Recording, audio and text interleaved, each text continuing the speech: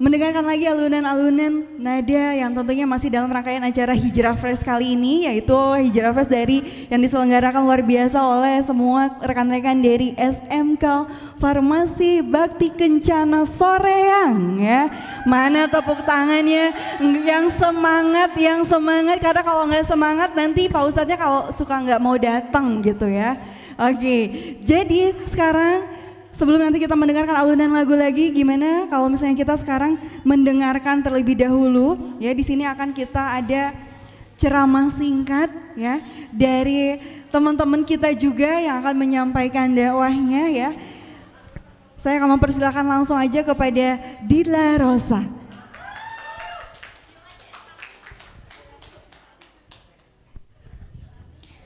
Bismillahirrahmanirrahim. Assalamualaikum warahmatullahi wabarakatuh. Buah kenanga dimakan cepat, jangan lupa dilihat buah seri. Jawab salam kurang semangat, kita coba sekali lagi. Assalamualaikum warahmatullahi wabarakatuh.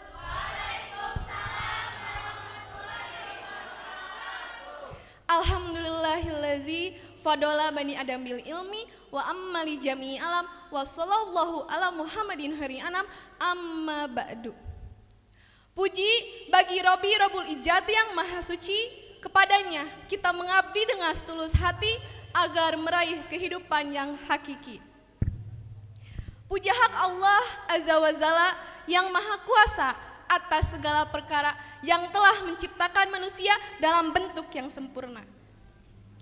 Kepadanya kita memohon ampunan dosa agar bahagia hidup di dunia dan kelak terhindar dari api neraka. Syukur kepada Allah yang maha luhur yang masih memberi jatah umur. Mari kita isi hidup dengan tasyakur, tafakur, dan tazabur agar meraih derajat mabrur. Insya Allah kelak terhindar dari siksa kubur. Salawat dan salam semoga dilimpahkan kepada junjunan alam, pemimpin revolusi dunia Nabi besar Muhammad sallallahu alaihi wasallam beserta keluarganya, para sahabat, para tabi'in, para aulia dan para ulama juama, serta seluruh umat yang senantiasa taat, tidak pernah khianat apalagi berbuat maksiat, yang membikin orang lain melarat karena mengharap syafaat kelak di akhirat. Hadirin rahimakumullah, izinkan saya pada kesempatan ini untuk menyampaikan sepatah dua patah kata yang berkaitan tentang sholat. Allah Subhanahu wa Ta'ala berfirman dalam Quran surah Al-Baqarah ayat 43. Bismillahirrahmanirrahim. Wa aqimu sholata wa atu zakata warqa'u ma'ar rakiin. Dan dirikanlah sholat, tunaikanlah zakat, dan rukulah beserta orang-orang yang ruku. Dari awal ayat ini terdapat kalimat dirikanlah sholat, ini sebuah perintah. Dan setiap perintah pada asalnya menandakan kewajiban. Oleh karena itu, sholat merupakan kewajiban yang harus dilaksanakan oleh semua umat Islam. Hadirin rahimakumullah, sholat merupakan ibadah yang paling utama. Bila baik sholatnya, maka akan baik pula semua amal perbuatannya. Namun, jika rusak sholatnya, maka akan rusak pula semua amal perbuatannya. Sehingga sholat merupakan pondasi setiap amal, bahkan sholat merupakan tiangnya agama. Sebagaimana Rasulullah Shallallahu Alaihi Wasallam bersabda, as-sholatu imaduddin, sholat adalah tiangnya agama. Man aqomaha faqad aqomadin, barang siapa yang menegakkan sholat, sungguh ia telah menegakkan agamanya. Akan tetapi waman tarokaha faqad hadamadin, barang siapa yang meninggalkan sholat, sungguh ia telah merusak agamanya. Hadirin rahimakumullah, karena sholat merupakan tiangnya agama dan setiap tiang tegak seperti angka 1, maka sholat bagaikan angka 1 dan setiap amal bagaikan angka 0. Jika kita sholat, kita akan mendapatkan angka 1. Kita beramal 1 kali, kita akan mendapatkan angka 0. Jika sholat dan amal kebaikan kita disatukan menjadi 10, bayangkan Jika kita terus-menerus menambah amal-amal yang lainnya, maka nolnya akan bertambah menjadi 100, 1000, sejuta, 1 miliar, dan akan terus bertambah dan terus bertambah.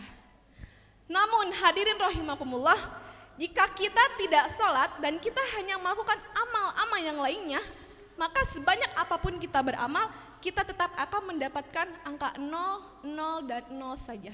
Karena tidak ditegakkan angka 1, yaitu sholat.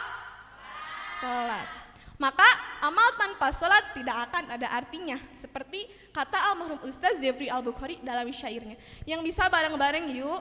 Hidup bagaikan sebatang pohon, lebat bunganya serta buahnya. Walaupun hidup 1000 tahun, bila tak sembahyang apa gunanya? Hadirin rahimakumullah, begitu pentingnya sholat dan kita pun diberi kemudahan-kemudahan untuk melaksanakannya. Jika kita tidak mampu sambil berdiri, boleh sambil duduk. Jika tidak mampu sambil duduk, boleh sambil berbaring. Jika tidak mampu sambil berbaring, boleh dengan isyarat. Tetapi jika duduk tidak mampu, berbaring tidak mampu, isyarat demikian, maka inna lillahi wa inna ilaihi rojiun. Itu berarti alias meninggal. Hadirin rahimakumullah, setelah kita memahami arti dan kedudukan sholat, maka hal demikian yang harus kita pahami adalah fungsi dan tujuan sholat. Sebuah hadis Nabi mengatakan, inna sholata tanha anil fasya'il wal munkar. Sesungguhnya sholat itu mencegah perbuatan keji dan keburukan. Seorang muslim yang mengetahui hakikat dan fungsi sholat, maka ia akan terhindar dari perbuatan keji dan keburukan. Pantang melakukan perbuatan-perbuatan buruk. Seorang pelajar yang menegakkan sholat tidak mungkin mencontek saat ulangan. Seorang pedagang yang menegakkan sholat tidak mungkin melakukan penipuan.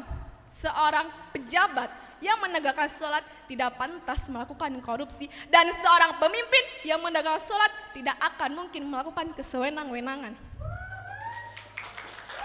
Hadirin rahimakumullah, marilah kita sholat sesuai dengan syariat, karena sholat adalah kunci beramal. Demikian dari saya, semoga bermanfaat. Terima kasih atas perhatiannya. Mohon maaf apabila ada kekurangannya. Wassalamualaikum warahmatullahi wabarakatuh. Waalaikumsalam warahmatullahi wabarakatuh. Wih, luar biasa ya, kita diingetin kalau sholat itu harus selalu ditegakkan. Karena kalau misalnya nggak sholat tapi kita berbuat baik, ternyata nilainya 0. Nah, tadi katanya sebelumnya bilang kalau misalnya sholatnya sudah ditegakkan dengan baik, maka kalau lagi di sekolah itu nggak pernah nyontek. Siapa yang masih suka nyontek? Ngaku, ih cakep, yang udah angkat tangannya di belakang, kasih tepuk tangan dong, terima kasih ya. Pertama bisa berani jujur dan mengakui kesalahan itu udah luar biasa. Next time udah ya, stop ya, kita tobat ya yang nyontek-nyontek ya. Jangan nih ada ibu bapak guru ya, ntar dicatat. Tenang, oke. Jadi teman-teman, kalau misalnya tadi bener sedikit banget ya yang udah disampaikan, tapi itu benar-benar terngiang banget ya. Saya sampai merinding dengarnya. Ternyata ya, kelihatin anggun gitu, tapi pas udah ngomong suaranya lantang luar biasa ya. Mudah-mudahan nanti juga banyak teman-teman yang bisa mensyiarkan meskipun satu ayat sekalipun, tapi tetap kita bisa mensyiarkan itu ya.